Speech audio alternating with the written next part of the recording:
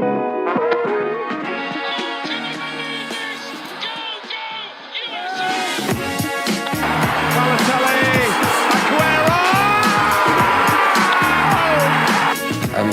think I'm a special one.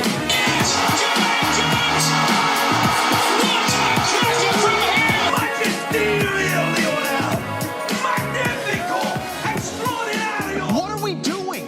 What are we doing?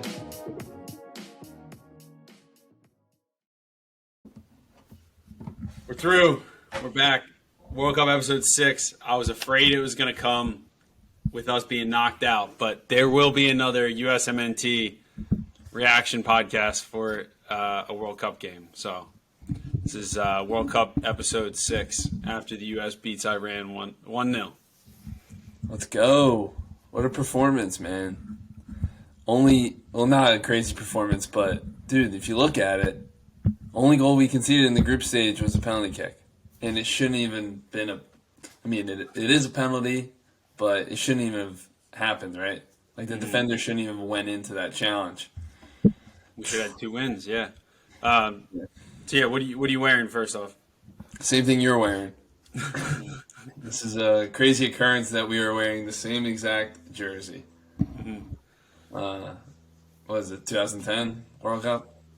So it's the 2010 style with the sash across the front, but it's the 2011 version. They wore it mostly in the Gold Cup in 2011. It's red with like a dark blue sash running through. Mine doesn't have a name on the back. Yours doesn't either, right? No. Mine's also a little small. Yeah, mine's actually a little big. So I've had this for 11 years or so. I think I got it we went to a U.S. Jamaica maybe at RFK in D.C., so I think that's where I got it. But yeah, a little old school. This jersey screams like Freddie Adu. He was pretty good in that tournament. So Charlie Chuckwagon Davies. I don't know if Charlie played that tournament. Really? Yeah, he got hurt 2 years before. Gotcha. So we're going through the next round. We play Netherlands on Saturday. I was coming into this game very confident. I was like, it'd probably be like a comfortable 2-3-0. Like the score might be close, but we'll be in control. And it turned out like kind of the way I was expecting in the first half. We had all of the ball, all of the possession, all of the chances, just kind of dominant in the game. Pulisic gets the goal. We have another goal called offsides, and I'm like, we're fine. And then the second half, like, I'm just going to get right into it. Like, I feel like I should be more happy. Like when Landon Donovan scored his goal against Algeria in 2010, I was like running around the house, like just so excited. And like now, like in a similar type game, like winning you're in, I'm like not bummed out, but I'm just like one, exhausted from how like emotionally draining that game is, and two, like I guess disappointed that like we didn't play better. Like the first half was great, and the second half was like the worst thing I've ever seen. What do you expect, though, dude? You're trying to save a lead. Like that's how the game goes. You don't expect a really good second half after when one team's fighting, pushing everything forward to try and get a goal, and the U.S. are literally throwing on Walker Zimmerman to try and keep a goal out of the net. Well, if one team's throwing everybody forward, then there has to be space somewhere else, which is behind them. So, like, we need to do a better job of, one, keeping the ball, two, taking advantage of that space and the fact that they're throwing numbers forward and being reckless with it.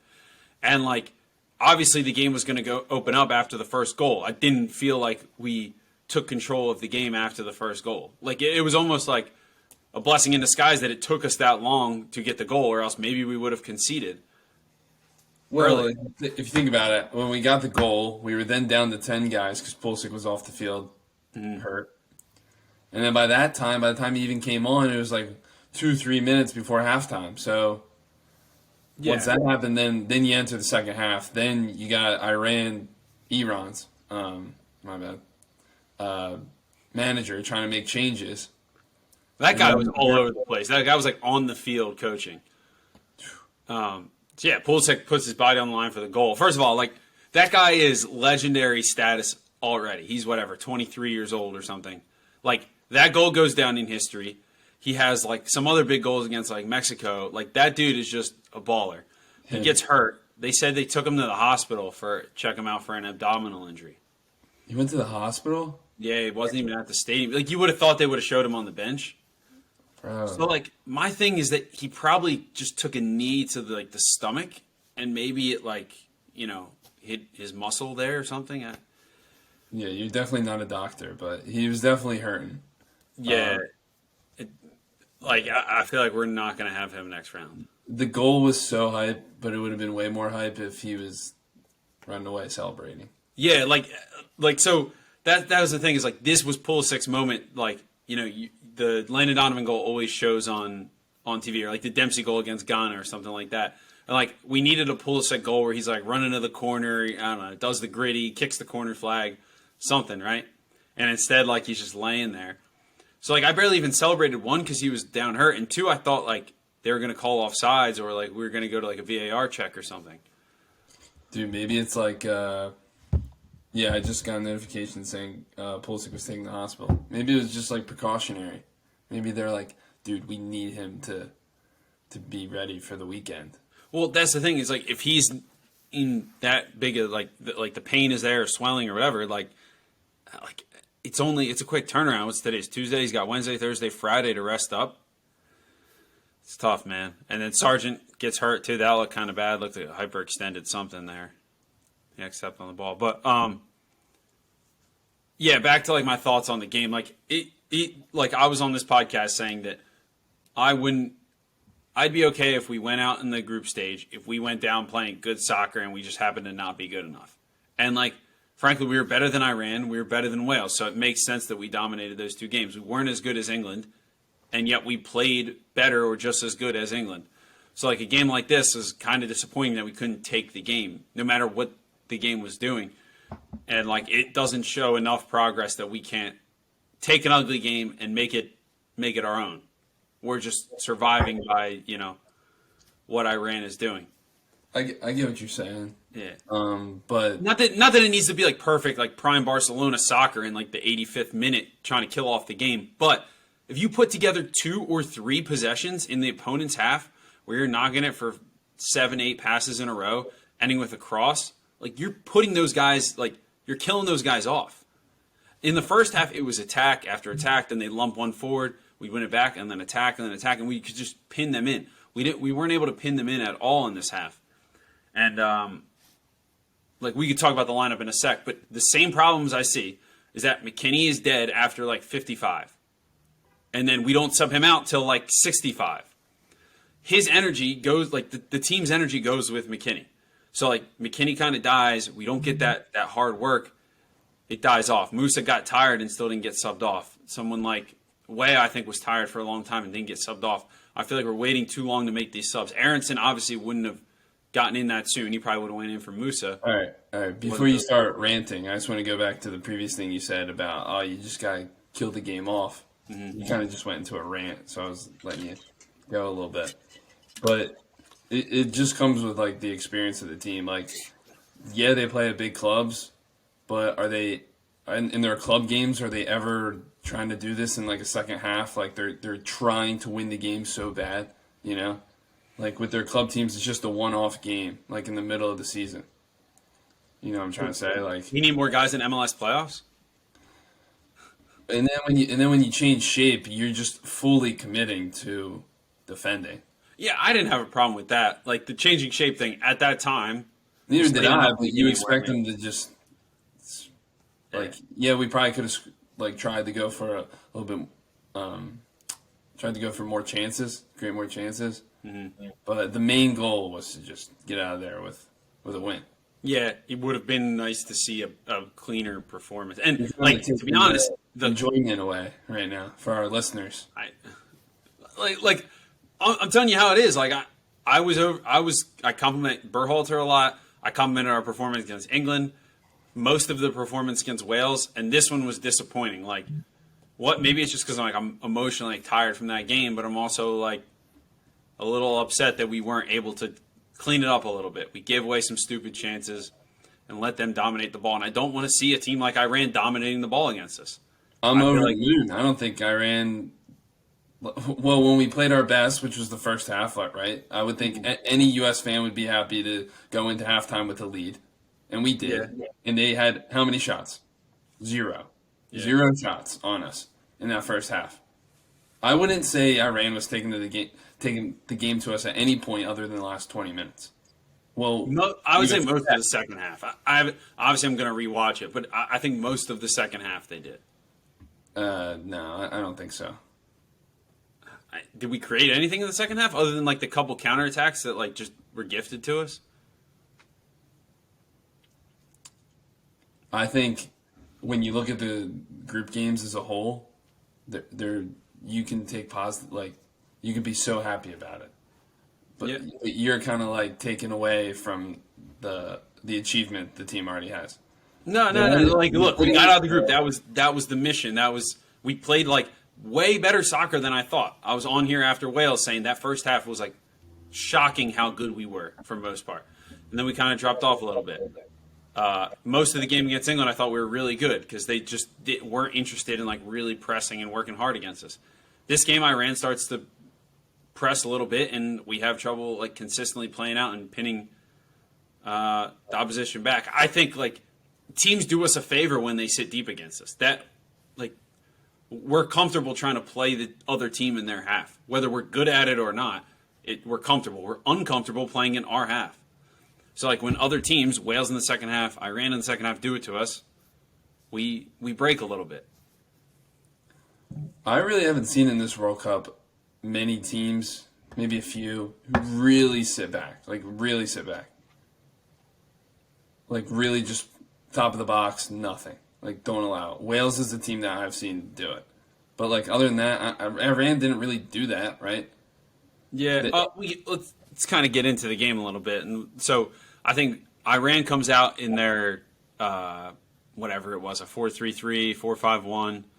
And, like, their front three just let us have the ball. Their striker, the light-skinned dude with, like, the longish, like, bowl cut kind of hair, he just kind of, like, walked around and like had no interest in pressing us. Like Ream could dribble the ball up, Carter-Vickers could dribble the ball up. So they weren't interested in necessarily stopping us, but they didn't drop too deep right away. But it took us 3 or 4 passes, and I think we found a lot of success. And with the ball, we put pressure on them. Like we stood at the top of their box on restarts and stuff, and we pressed them pretty high. And when they established possession, we played in the same 4-4-2 mid-block and let them have the ball a little bit, and they showed like they didn't have the quality to play through us at all. So, yeah, not at all, dude. Our midfield is so good. Our midfield has not looked overpowered by anybody we've played yet. Not even like at times against England. So maybe a few times they played through us against England, but for the most part, like we've won the midfield battle. Mm-hmm. And I think Tyler Adams, like, unbelievable how good he has been. Like, he messed up maybe once today. Like, the ball was coming, I think that the striker got in and, like, stole the ball from him. Other than that, like, he looks like whatever Calvin Phillips went to Manchester City for, he's better than that. Like, he doesn't have, like, the long distance passing or whatever. But whatever he's doing, like, in this which I'm sure a lot of other teams in the world can replicate, that's it. He's proving you wrong. Then you were an Adams hater. I was not an Adams hater. Yes, you are. Good You're enough. not going to come on this podcast and say you weren't an Adams hater. I'm not an Adams hater. I just tell it how I see it. Like you did not rate him when he was at Leipzig. He just wasn't getting games. So yeah, I wasn't going to rate him because he wasn't a starter. Okay. So just go through the lineup. So obviously it's the same. It's Turner, Anthony Robinson, Serginho Dest, Tim Ream, and then Carter-Vickers comes in for Zimmerman. And my thought was, they actually said on the broadcast too, he deals with a high line at Celtic because they dominate all of the other teams in Scotland. So he's used to like stepping up and being aggressive and winning balls. And he's probably more simple than Ream with the ball. He just gives it to the open guy he sees. If Ream's in, maybe they force the ball to Ream and kind of press him from there. Carter-Vickers didn't look like he was any better than Zimmerman. He wasn't like any better with the ball, but he's fine. Like he just made the pass he needed to make. And I thought he was really good defensively, like being aggressive and going to like step in and win balls and clear them and that kind of stuff. I would disagree with that, actually. I think, well, not like, so like the times where like he has to step to like a striker stepping, like he's good at that. But attacking the balls in the air, like I feel like that's where I think Zimmerman's better. Like you saw at the end of the game when Zimmerman was he headed like 3 away. So like maybe around the 55th minute, remember that chance that came across from the right side, and the dude got on the right side of Dest and put a header over. I don't know if you remember the chance. Yeah. So Carter-Vickers was following his man, which is another guy making like a front post run kind of, but he was almost too close to his man. He just let the ball go across the 6. Like I feel like Zimmerman in that situation would just attack the ball and clear it. He could have read it, like left the guy and then attacked the ball at the same time. It wasn't even that far away, maybe 5 yards from the man he was marking and the ball. So he could just stepped off his guy a little bit and just cleared it. But he was like a little hesitant, and then, like I've seen that a few times with some of the clearances. Like most of the big clearances came from Ream too. Yeah, and like I'm not saying that Carter-Vickers is better than Zimmerman. I think we play against the Netherlands, Zimmerman's in there. I just think the game today was a Carter-Vickers type game, and that's why he played. And it was interesting that they thought, oh, he does that at Celtic as well, which is true. And I think he was good enough. A couple times he stepped and like the ball like went over his head, or like he kind of mistimed a couple like I don't know if there were 6 kicks or punts or whatever. He's like not that tall, but like a freak athlete. So like if he was like Zimmerman's height, he would just be an absolute unit, which he already is a unit, but Kinda. yeah. And then same midfield 3, and then Sargent starts up top. I thought, and then obviously Pulisic and Weah. I kind of thought maybe this would be a Ferreira game, like team sitting in a lower block. We try to break them down with combinations. Looks like we'll get a Ferreira game at this point. Dude, and he takes the 9 jersey too. Like what? So no Ferreira. Obviously, no Haji either. So Sargent starts, and dude, I thought Sargent was good, man. He held the ball up pretty well. Like as the game went on, he just started to like, instead of trying to play soccer, he was like, "Evan, I'm just gonna body this guy up. I'm gonna hold it up. Whatever happens, happens." And like when he starts doing that, it's way more helpful for the team. It took him a bit to kind of get into the game, I think. Yeah, But that was fine. Like we were controlling the ball. Didn't really need to play through him right away. And then he started to make like some slip runs. He's actually pretty good at like when a ball's bouncing to him, being able to like take it down, yeah. like get another player involved. So like with like the 4-4-2 sometimes, like because Way is more inside because defensively he's more inside, and then attacking wise, he this game he was more inside than previous games. I feel like him and Sargent do well of one kind of like being the guy showing, and then one making like a little slip run. I feel like I would say like pretty good at those today. almost like slashing runs. Like it's like a slip run. I feel like someone's playing you a through ball. A slashing run to me, just in my head, is like I'm just gonna body this guy up and like hold it up. Like he made the one. I think Dest went to put in a cross, and Sargent took a touch like with the outside of his foot and saved it and just dropped it back. Like that was impressive. Like even in the second half. And then he laid it off to Weah, and Weah shot it over. That one? That might be it. Yeah. Weah was a bit wasteful with some of those. Yeah, just like from the start of the game, I thought, like I said, we pressed them like kind of a 4-4-2 mid-block, similar to England. It was interesting. I don't know why Yunus Musa was on the right and McKinney was playing left center mid next to Adams. Maybe that was to give Pulisic some extra cover, or maybe Musa could cover more ground. I'm not sure. Maybe they thought they could exploit something. I think Moose is just naturally more of an outside player more than Weston. So, like, if he finds himself in those situations, maybe it makes more sense to find Musa who can combine a little bit more on the outside than Weston. I don't know. Yeah, but Weston was really good combining against England, and Sure. McKinney plays that role for Juve sometimes, or he did, like under was it Pirlo? Yeah. But like I don't mind. I don't think it makes a huge difference who's out there and who's not. But you're covering more ground when you're on the right side because you actually have to step out to the fullback as opposed to if you're playing left center mid. Pulisic's supposed to step out to the fullback, but it's more of like a hybrid. So Pulisic sometimes steps up to make a front three. So that's the time that you got to really step out. And then Adams, Adams does the work of two guys. He wins every tackle. He breaks up things. He's so good in the transition moments.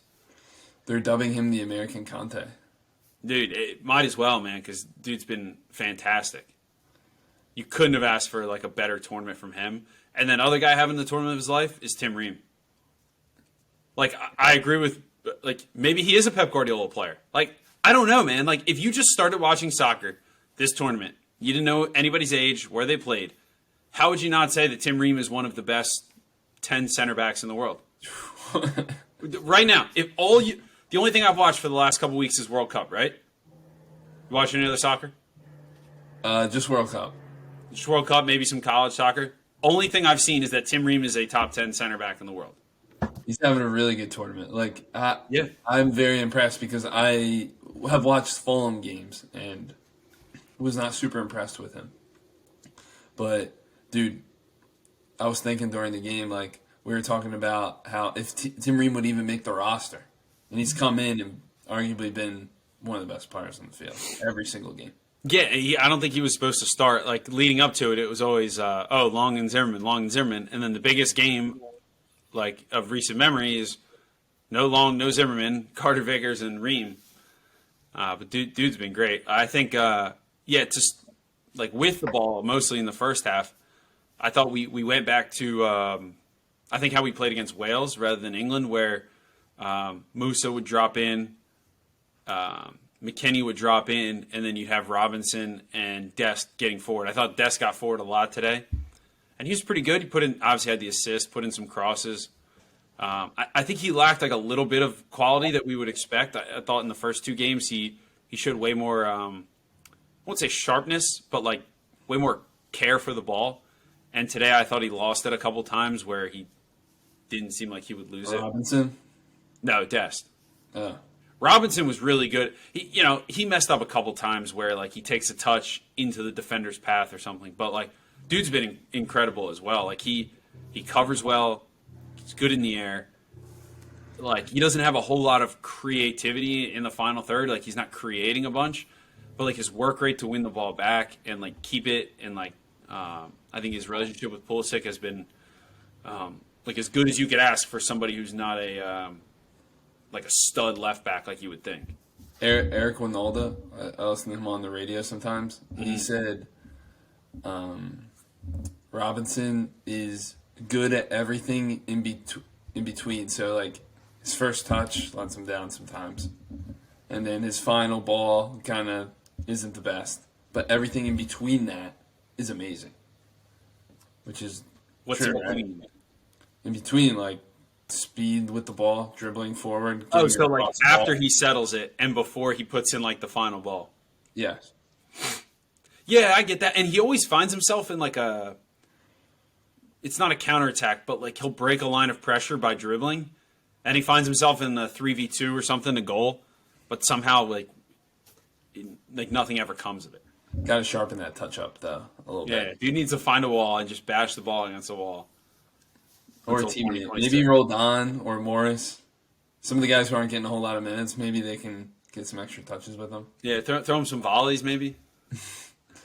Wait, who else hasn't played? Like Del Torre? Scally? Del Torre? Scally, yeah. Gio Reyna? Can't believe you. So yeah, going to the midfield, like I think we talked about, I thought Weston was good. Yunus Musa was good, but he gave the ball away a few times that were like a bit surprising. He's trying to do good things with it. One time I think he slipped. One time he just took too long in transition, and somebody got a foot on it, and he was trying to dribble. So like not the best Yunus Musa game, and you could tell by the end he was like dead tired. Dude, he was dead. Yeah, I think that was a Brendan Aronson sub there, and since Aronson had to come in for Pulisic, we just couldn't sub him. I don't know, man. Maybe you use Reyna at halftime. Aronson a little later, but Yeah, that's what I would have. I can't believe Reyna's not playing like at all, dude. It's crazy. I don't know, man. Like, I mean, people on Twitter are reacting as if Reyna was like the number one. Like it was Pulisic and him as like the two studs of the team throughout. Like Reyna hasn't been available to be the guy or be one of the trusted guys. He's just been a piece. So like in this World Cup, I think he's just been a piece, as in like a sub. Yeah, man, but you would expect him to get a little bit more run for how talented he is, and he's coming like from good form with Dortmund. Like he has put in good performances for the U.S. in the past. Like you would just think he would play a little bit more. Yeah. Anything else like of note in the first half? That's just kind of like my thoughts in the first half. I thought it was great. Like we came out and did everything we needed. I knew once we got one goal, the game would open up, but I didn't expect it to look that ugly. Well, I think if you're going for a game, which the U.S. had to go for a goal, win the game. A lot of coaches be like, they'll start with a 4 in the back, and if they're going for a game, they'll be like, no, we're gonna start with we're gonna go with 3 in the back. You know, like sometimes at the end of the game when you're pushing for a goal, coach will be like, go from 4 to 3. But like the U.S., I feel like just sent their fullbacks more from the start of the game. Like the first ball came from Dest or someone on the right side, and Anthony Robinson was at the back post. Like it just showed that they were trying to send their fullbacks more this game. When you mentioned it, that we were trying to keep Dest back, if that was intentional or not, the past few games. But we sent Dest a little more this time around. I think it's mostly because we were going for the game. We were trying to win the game.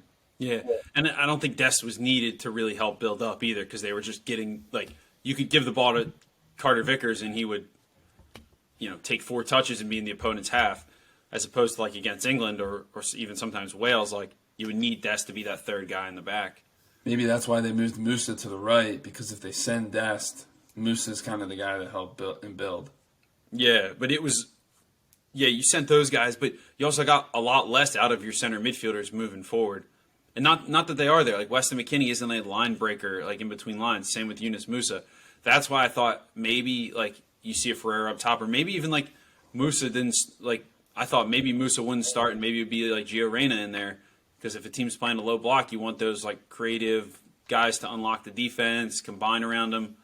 So like I feel like a lineup with Gio and Jesus Ferreira and Pulisic might have been like an option, but obviously you went with the same. Very little rotation in this squad. I feel like this is the guys he trusts, and we're not used to that. Like before the World Cup, we just saw always a rotation of players. Even the players that he would bring into camps. If we had a few games in a window, it would definitely be some changes in the lineup.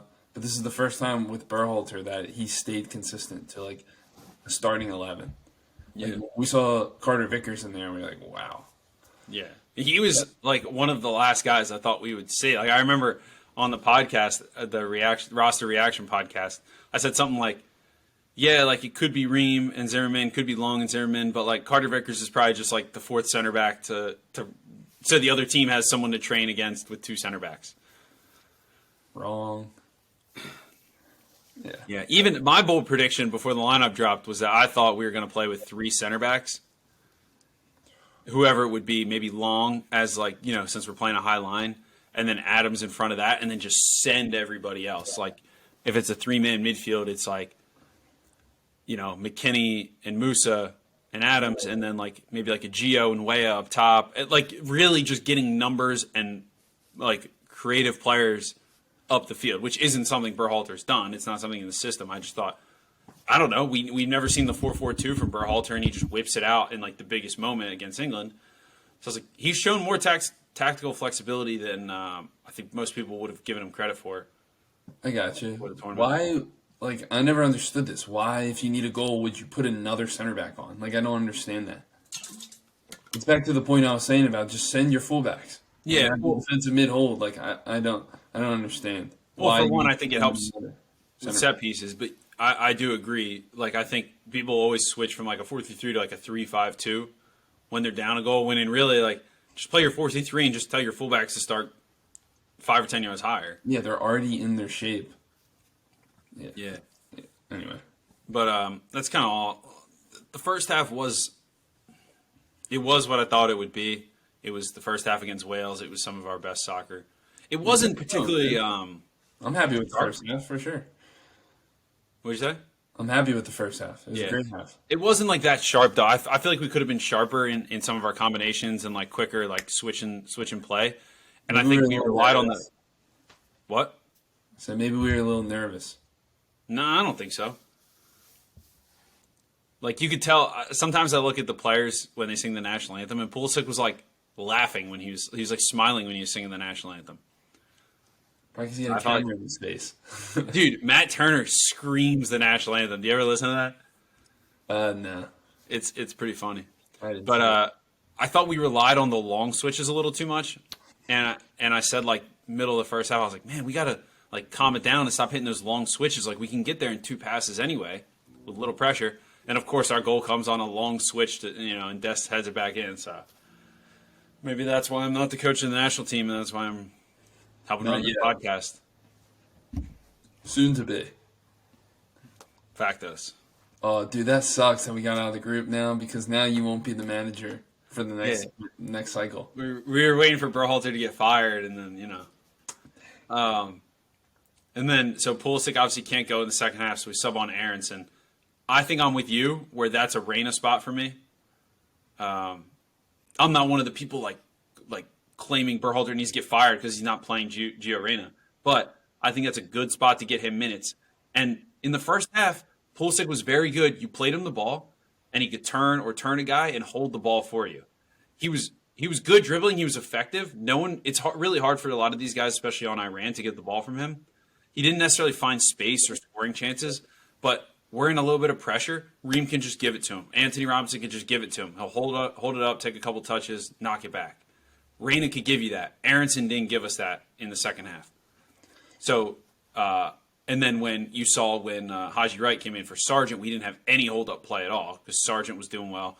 Aronson obviously isn't Pulisic, so I think that's what you lost. I would have played Reyna there and then used Aronson, like I said, as a midfield sub as opposed to Count Acosta. And then yeah, I thought Aronson was okay. Like you could tell the difference between a player like Aronson and Pulisic because we don't see a whole lot of different players on the left wing spot because Pulisic is usually there. But like you kind of saw a difference. Like Aronson is still really good. Like the one time he took the ball was coming over his head, he settled it, and then flicked it over dude's foot and got fouled. Yeah, it was nasty. And then a few times he got in the box and was able to get like a low cross off, but went out for like corner or throw-in or clearance or something. He's still really good. Still really good. And dude, sorry, go ahead. I think he was also like nervous, like when he came in. I don't know, nervous, scared, like tight. He wasn't himself, and then I think 10, 15 minutes in, he had gotten at the game a little bit. But you could tell he clearly wasn't himself. And there's a few times I thought he wasn't running that hard.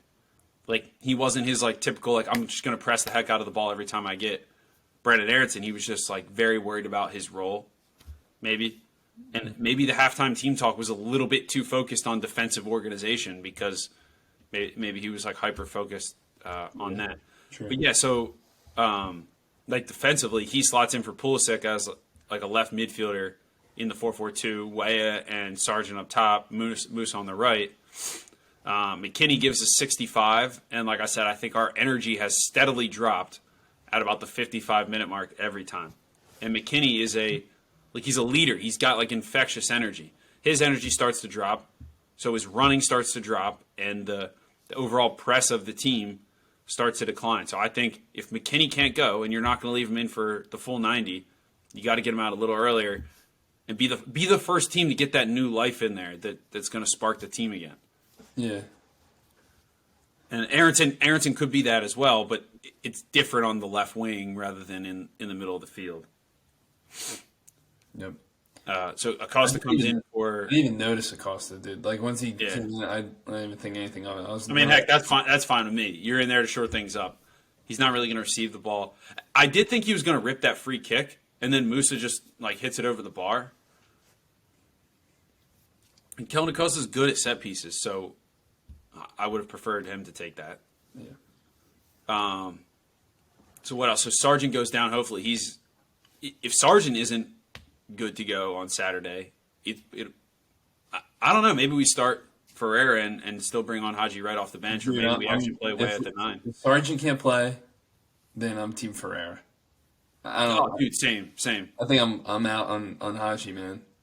I like Ferreira too. I think he's got something like funky about him that could help kind of unlock it. Dude, imagine Haji Ferreira doing a 1-2 around like Van Dijk or something. I can just imagine it. Just sit there and imagine it. Dude, Haji was brutal, man. All you gotta do is hold the ball up. Look at your body, dude. All you need to do is hold the ball up, and he can't do that. And then the one at the very end where he scuffs the shot. Mm-hmm. Okay, maybe you can shoot it, but like either put it in the net or take it to the corner. Don't shoot it right at the goalie, please. Dude, you sure you don't want to be the head coach? Yeah, put it in the net. Like, I also agree. I wouldn't yell at him. Like, if Iran would have scored from that play, I would have been like losing my mind.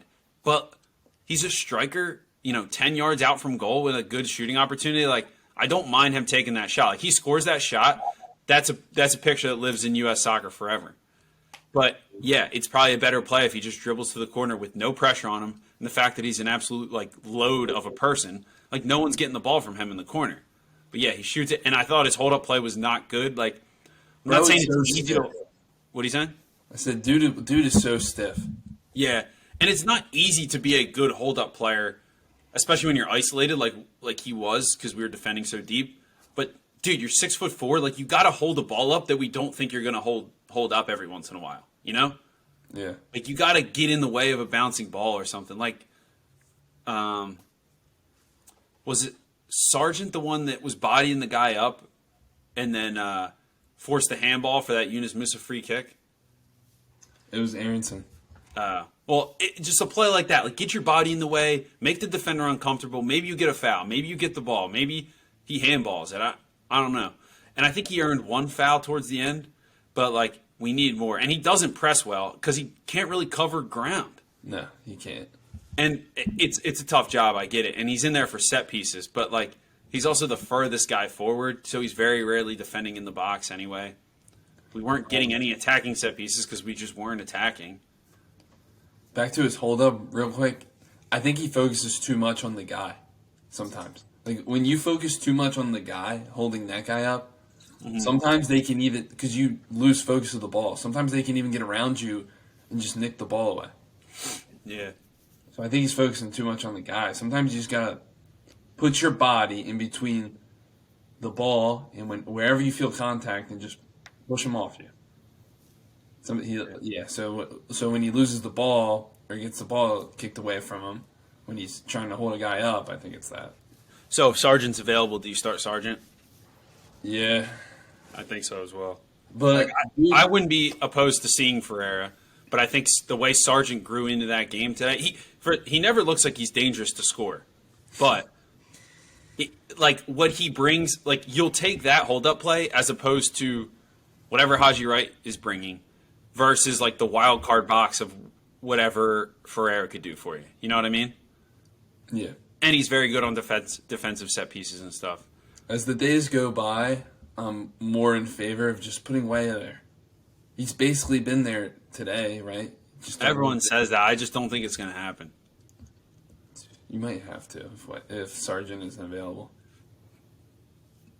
So Weah, then Reyna? Then you bring Reyna in? Didn't Berhalter say he was thinking about it? Didn't I see a tweet that said that? Brian Carlisle. Is that a soccer guy on Twitter? I think so, yeah. Yeah. I don't know. I didn't see that tweet.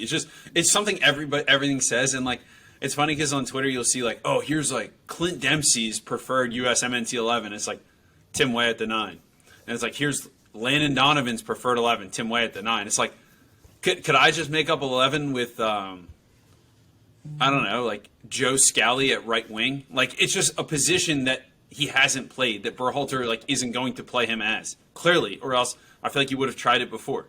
Maybe this injury is like the tipping point for it. I do think it helps us get another ball player on the field. I don't know. Is that what we want against Netherlands? Maybe if we're trying to break.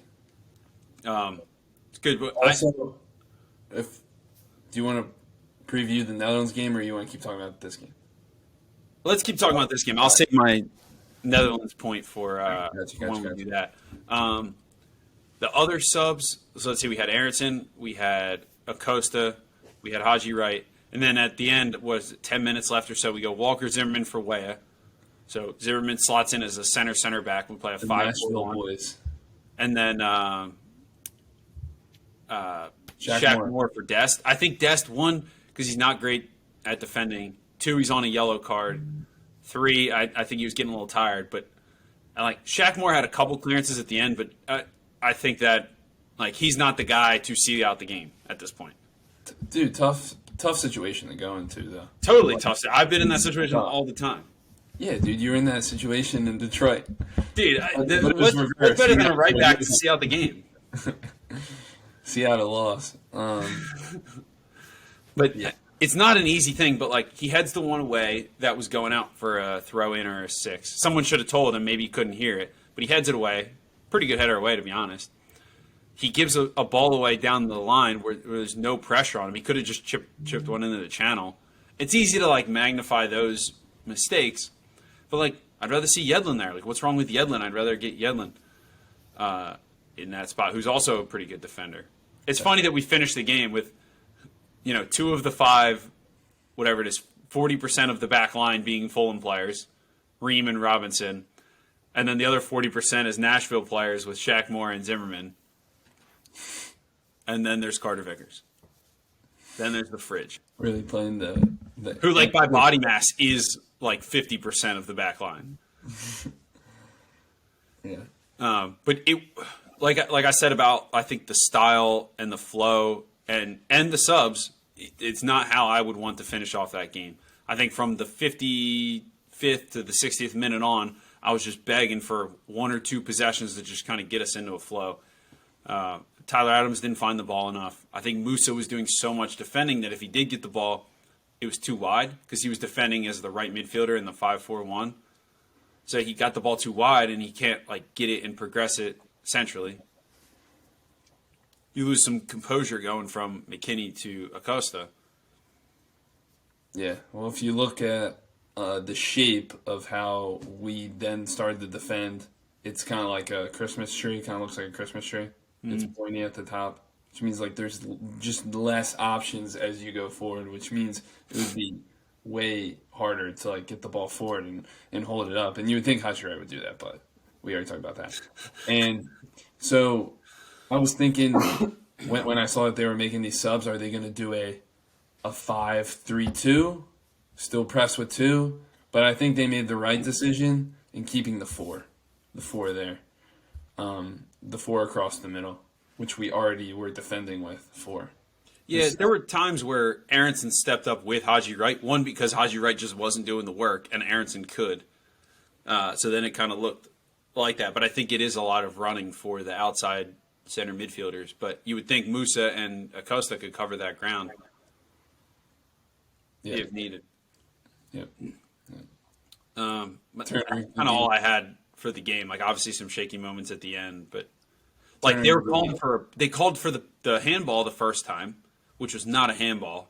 Then they called for the penalty on Carter-Vickers when the ball kind of went through Turner's legs, which, by the way, didn't look that dangerous at first. And then when you realize that the Iranian striker, if he gets any good contact on that, that's a goal, but he just doesn't.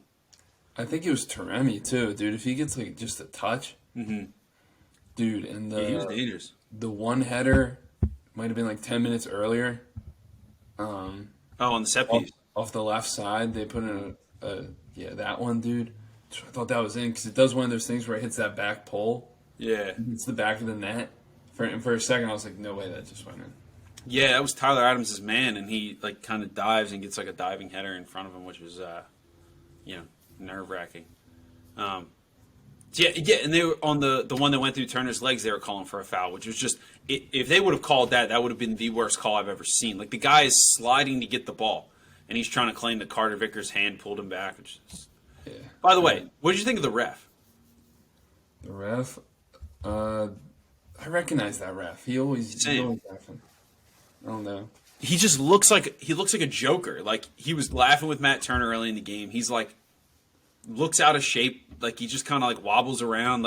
He just looks like a goof. He didn't handle the game well. He's just a goofball. I don't know. He was all right, I guess. Um, How many yellows did he give out? Do you know? Adams picked up a yellow that was soft, which is a shame because yellows reset after the quarterfinals. So if Adams got one against Netherlands and we won, he wouldn't play in the quarters. No way. Really? I'm pretty sure. And then it's the same with McKinney, Dest, Acosta. I think Ream has one. Yeah, I'm pretty sure that's the way it is. The only one we got was Adams. And Iran only got one. Iran only got one. There was a couple times where they should have got one. They got the obvious foul on Musa at the end, but they should have gotten one earlier as well. Yeah. You want to preview the Netherlands game a little bit? Yeah, but first let's shout out our sponsor, Inform Sportswear. Shout out to our guys over at Inform Sportswear for sponsoring these last few episodes. Inform Sportswear, they create high-quality grip socks. Grip socks, for those who don't know, are socks that the pros wear to reduce slipping in their cleats or boots to improve performance. You guys probably see them all over the World Cup. Well, Inform Sportswear offers the best ones. They also reduce blisters, and they're a cool look to wear in your games or training sessions. They're worn and tested by players at the highest level here in the United States. If you want to cop a pair, visit informsportswear.com or at informsportswear on Instagram or TikTok to get a pair. You can use the code WorldCup22 in all caps at checkout for 20% off. Inform Sportswear, made for the players, by the players. Wow, 20% off. It's a deal and a half. Yeah. Speaking of grip socks, did you see Sargent was wearing some grip socks too? Was he? I mean, he would be more consistent if he was wearing some Informs, but I think he was wearing Sure. You probably have a World Cup goal by now. Yeah, facts. He would actually look like a center forward who wants to score rather than just hold the ball up. So yeah, Netherlands. I mean, so they get the win today against Qatar, who look like the worst team of the World Cup. They beat Senegal 2-0 in the first game, which was a fairly even game, and then tied Ecuador, who I thought gave them the work a little bit. Yeah. I'm not I would have liked to top the group and would rather play Senegal, but I'm not really afraid of this Netherlands team. I think we have a good chance to beat them. This Netherlands team is very good, across different parts of the field, but not scary good. Where I think they could make a run. If they beat us, then there's a chance Argentina finishes second. They could seriously go and make a run. But the only thing that kind of scares me is their defense. I mean, they got some class defenders back there, and the fact that they're gonna build up in 3 center backs plus Frankie De Jong. How would you approach that? I think it's time we got to scrap the 4-4-2 mid block because I think this is a time where we go back to the 4-3-3. Our front three are kind of narrow, blocking off the passes into the middle, and we just go press each center back. Goes to Ake, you press him. It looks like the lit is kind of out of favor, so it's going to be Timber on the right side. You press him. You press Van Dijk. You get his head down. Especially Van Dijk, who too is very right-footed. You can make him play a left-footed long ball. I think that's a win. Yeah. Their left side of the field is not that strong. I mean, they've been starting Daley Blind there. So I think that's a whether that's a McKinney or Musa spot there. Right wing back Dumfries, who's solid. It's going to be De Jong, and they've been mixing and matching whoever's played with De Jong. I don't think they've figured it out yet. The Room, I think, has started the last 2. Mm-hmm. No, the other Kusaminers started the middle game. Game 1 and Game 3 was the Room, and then who started? And then they had a front 3, right? It was today it was Depay, Gakpo, and you didn't Gakpo start as the 10 today? Yeah. So I forget the other one. Yeah, let me pull my foot mob app. But Gakpo's scored in every game so far. Yeah, Gakpo's in form, just missing a pair of informed socks. And I think he's one of the guys where you look at the World Cup and you say, this guy went up a level. Yeah, definitely. Let me look at the lineup. They've also had Bergwijn up there. Oh, Klaassen started as the 10. Klaassen? Okay. I guess he finds space well, but I guess he's a decent passer, but Spacewell. That sounds like somebody's name. Space. That sounds like he played for England. Yeah, I think we can go press him. I don't see look, De Jong is I love that guy. I love the way he plays, but our midfield hasn't been outclassed yet. We played against England, who have some of the best young midfielders. I don't think as highly of Mason Mount, but we neutralized that. And part of it was the 4-4-2 mid block. Part of it was Adams, McKennie, Musa, Aronson, whoever comes in there, working their butt off and really being aggressive to go win that ball back in numbers. And De Jong is not his distribution is good, but he's a ball progressor himself, right? So okay, you turn Weston McKennie, and what do you have running at you is Tyler Adams to come slide tackle you or something. I just don't see that as a threat, really. I feel like we match up pretty well. Okay, what is Van Dijk gonna really win the individual battles with Sargent, who isn't a strength of the team anyway?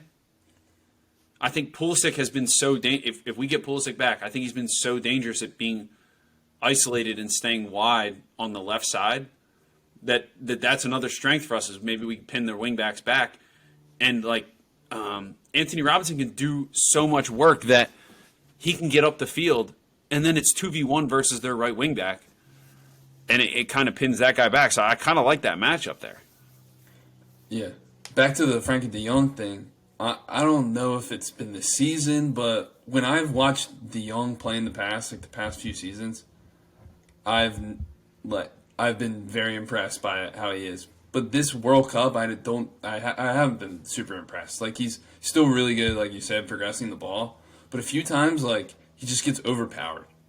I was watching the play earlier. He might have turned the guy or something, started dribbling, went shoulder to shoulder, his touch went a little too far. Someone just scooped it up, and they went the other way, and De Jong just jogged back. Mm-hmm. You just got to be a little physical with him, and that's kind of it, right? He's just going to move the ball forward. He's not going to be the guy. He scored today, actually. He's not going to be the guy. Did he? Or was it called offsides? He might have scored. Yeah, but it was a weird one in the box. Yeah.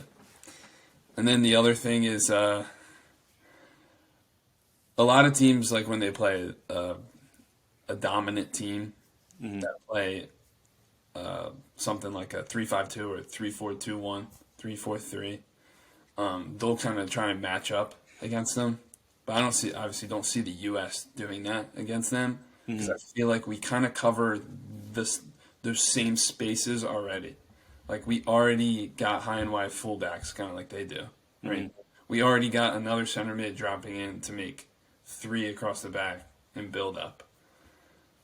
2 center mids maybe a little higher, and then the wingers tuck in forward up there. So I feel like it could be a good matchup for the United States.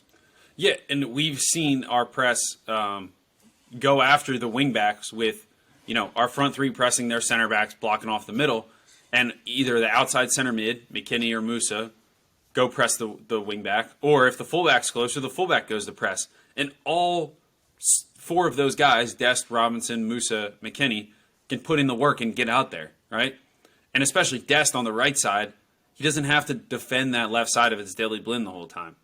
Now, maybe Gakpo pulls further to that side and creates a different dynamic, but we're okay with that. There's not a whole lot of natural width coming from this team to really stretch us out. And I think that's where England got the best of us when they were wide, and the runs, they would get the ball wide, and the runs coming from deep from inside. I don't see Netherlands getting the ball wide a whole lot to stretch us. Yeah, for sure, because there are 3 center backs and then our 3 forwards, right? Yeah. It's almost man-to-man, right? And if they're able to hit a switch, if Van Dijk's able to hit a switch to their open left wing back or something, there's Dest. He's coming for Daley Blind. Yeah. Daley Blind's there's Carter-Vickers to just smash somebody. We should just force play to Daley Blind. Boys, force left. Or I guess it'd be force right. Daley Blind is the guy in men's league, the old guy in men's league. That, is still reliable. But he's never gonna he's not gonna dribble past anybody or beat anybody. Just don't play him the ball 5 yards in front because he's not getting there. Just play everything to his feet. Yeah, we play a high line, but only on that side. Yeah. Yeah, other than that, like, I'll probably rewatch this U.S. game. I'll probably watch some Netherlands in between, too, and then come up with a scouting report. So, I'll do some of the work for Greg. You think they will start watching the Netherlands, I'm sure, probably tomorrow, right? I'm sure they've already had people watching the Netherlands. You think they already have people, like, scouting every team? Yeah, I would think so. And look, I would also think that, like, okay, however many assistant coaches they have on the national team, 6? I don't know, right? Like, I'm sure the Federation or something has other people doing work for them. Like, I think Vlatko, the women's coach, was, like, helping out during the World Cup. So, like, you never know. Like, Vlatko could just be like, Greg calls him up and be like, yo, can you watch the Netherlands and, like, figure out the way they build up or something? Or what do they do in the middle third? And, like, maybe they just have people working on these, like, side projects, Yeah, that's cool. You think Greg rewatches the game tonight? Like the U.S.-Iran game tonight? Yeah. Really? Even though it's super late in Qatar? No, Or you maybe think not he waits tonight. till Maybe tomorrow? early tomorrow. Yeah. Grabs a little coffee from the hotel room.